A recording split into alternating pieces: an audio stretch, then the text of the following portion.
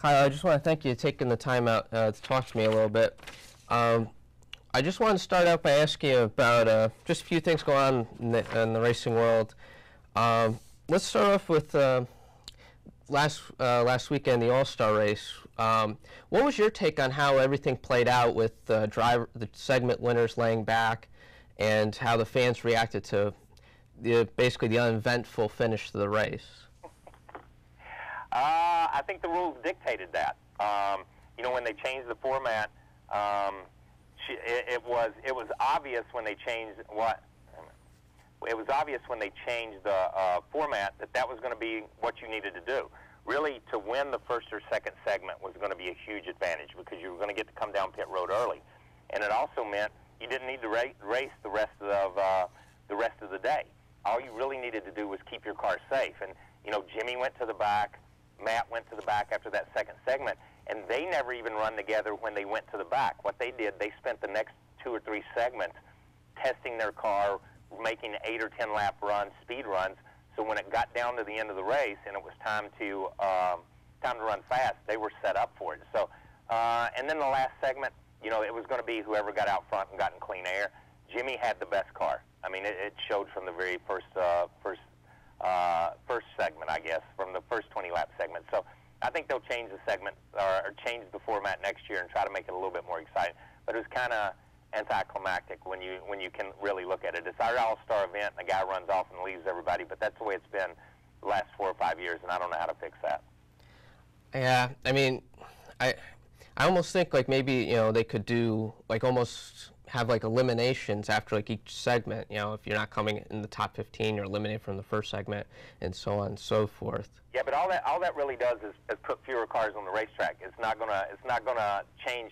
You know, if you have that last segment and there's only 10 or 12 cars and you make the fastest car start at the back, now you're going to see some racing. But it's so hard to pass with these cars. These cars are so aero sensitive that it's really hard to fix stuff.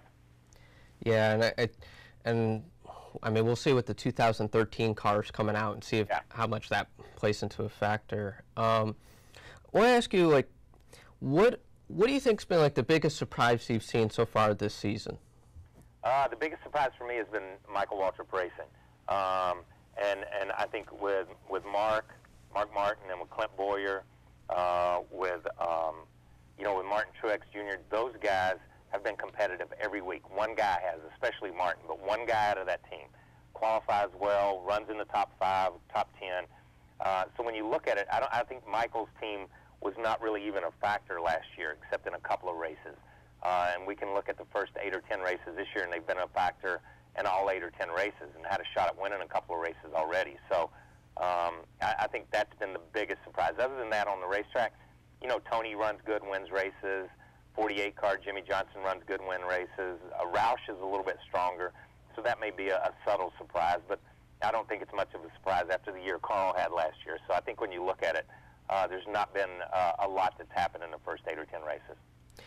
What do you think's been going on with Jeff Gordon's team? I know for me, I've been blown away at all the bad luck he's had. Like, what is going to be going through his mind, and, you know, thinking back to when you were a driver, and what's got to be going through Jeff's mind of just all the bad luck and the struggles he's had to start out this season?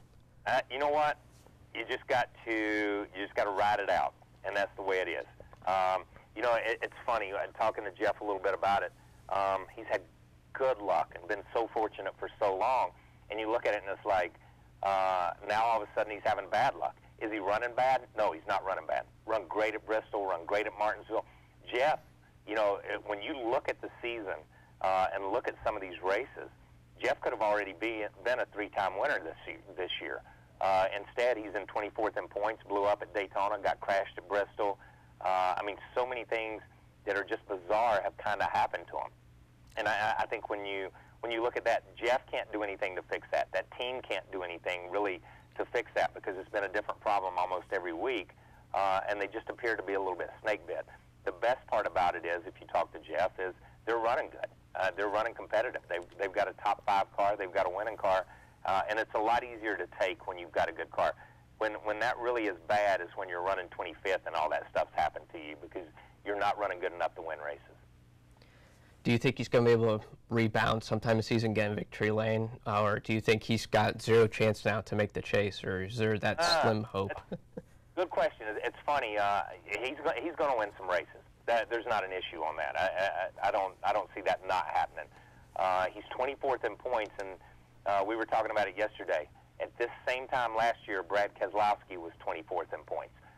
Brad won races and made the chase. So can he make the chase? The answer to that is yes, but I think he's only going to make the chase unless he just gets incredibly hot. He's only going to make the chase by winning races, and he's going to have to win 2 or 3 races to make the chase. But that's a team that can do it, and he's a driver that can do it. You can look at his teammate Casey Kane, who's jumped up from 31st in points, and he's up to, I believe, 16th now, just with a run of good finishes. And that team started out the season snake-bitten and just struggling. Now they're just getting those top 10s, and it's amazing how consistency can really affect where you are in the points. Yeah, but you know what? It's funny. It does affect where you're at in the points, but the problem with it is the closer you get to those really good cars, the closer you get to Matt Kenseth and the 16 of Greg Biffle and Dale Jr. and some of those guys that are already entrenched in the top 5 or 6. You know, you're going to finish 8th one week, but right in front of you is going to be Jimmy Johnson, and right behind you is going to be Matt Kenseth, so you don't catch up any points. So you reach that point where you don't really gain a lot unless you start winning races, and they're going to have to win races to move much further than 14th, 15th, 16th. That's true. I wanted to ask you lastly, real quick, just about Kurt Busch and just, you know, what's been going on with him and how he's trying to stay out of trouble, and he had his issues with Ryan Newman. What's your take on Kurt and how what happened with him and Newman and what he's got to do to kind of survive through the season? Look, you know what? Kurt Busch is, you know, watching Kurt Busch and watching what he's done over the last 12 months is like watching a train wreck. You see it coming, you know it's happening, but you can't take your eyes off of it. But you feel bad about it no matter what. And he's put himself in this position, and he has nobody to blame but himself. And you know, I think when you look at that, he went from a top team, from a Penske organization, to an independent team that struggles to get to the racetrack, is underfunded. He's trying to take that car and run against a Hendrick and a Roush and those guys, and that car is just not capable of doing it week in and week out. And I think, you know, he had a decent attitude when the year started because he knew he was going to be in that position. But now, you know, you're 10, 11, 12 races into the season, he's wanting something to happen, and it's just not going to happen. And, you know, with outbursts like happened at Darlington and with things that happen and his temper getting the best of him, then will a Roush or will a Hendrick or will a Gibbs or will somebody, a top team, pick him up again? And the answer to that is probably no, because sponsors don't want to touch that right now.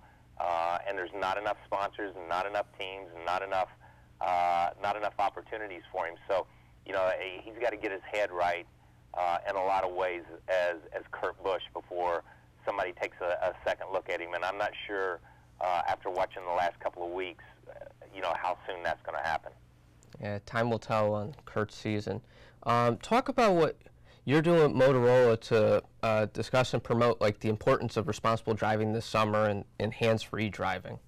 Yeah, you know, we were, you know, obviously, and we've been talking racing, and you know, to drive a race car, you have to be focused. You know, you keep both hands on the wheels, you pay attention to what's going on around you, and you've constantly got to be aware of your surroundings.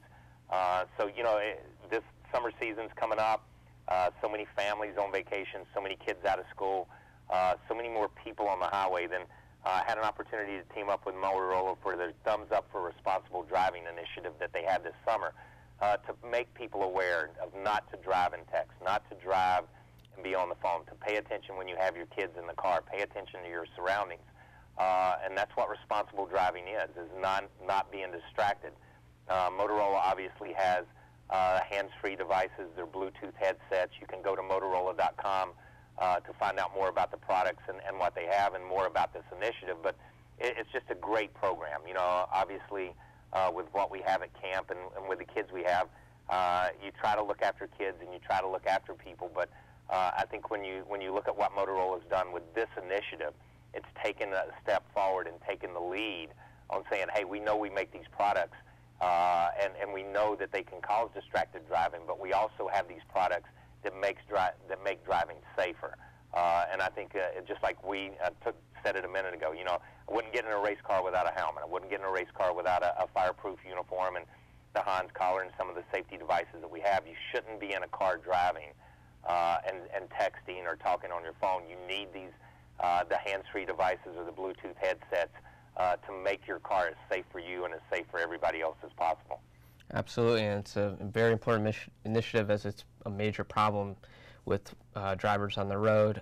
Quickly, Kyle, who's your pick for this weekend, the 600? My pick's Matt Kenseth.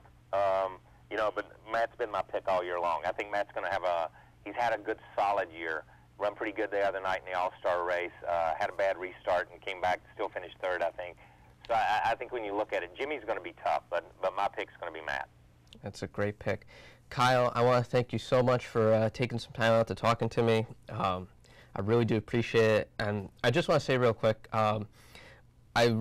it means so much to me, like what you do at Victory Junction, that whole program. I remember when I was like 15, when Victory Junction was starting out and I was doing local shows in my town, I was able to get a public service announcement from Victory Junction, and it just meant a lot to me, just be able to call down there and to have the camp respond so well. And I just want to say it's really unbelievable what you guys do down there. Thank you very much, man, and thank you for helping us with it. I appreciate it. Yeah, no problem. And Kyle, thank you so much, and enjoy the race weekend.